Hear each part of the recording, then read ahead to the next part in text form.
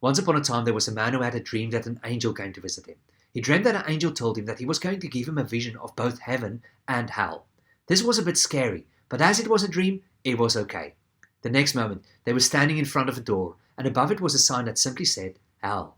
As they were standing there, the man could hear the most terrible wails coming from behind the door, of people clearly being in the most terrible agony.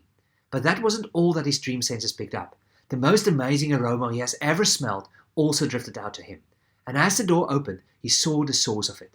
There was a table with people sitting all around it, and in front of each one was a bowl with the most incredibly delicious smelling stew he's ever come across in his whole life. The smell was mouth-watering.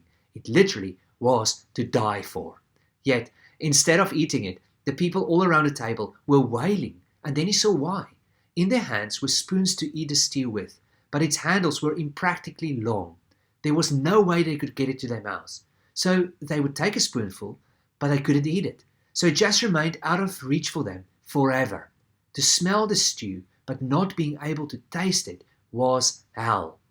The next moment, the man was standing with the angel in front of another door, with a sign above it that said, Heaven.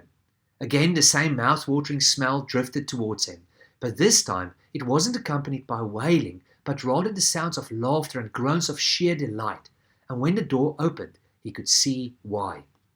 It was a very similar scene that greeted him in as far as the setting went. There were people all around a table with a bowl of delicious smelling stew in front of each one. However, the contrast in the emotional state of the people in the two scenes couldn't be further apart.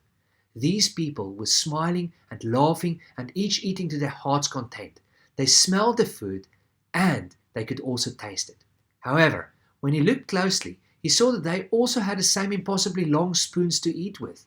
The only difference between heaven and hell was that instead of trying to feed themselves, people in the heaven scene were using their long spoons to feed the person sitting opposite to them.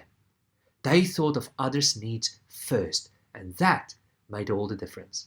So friends, may I encourage you as you go into today, instead of thinking only of how you can do what is best for you, look out for the needs of others and how you can feed them.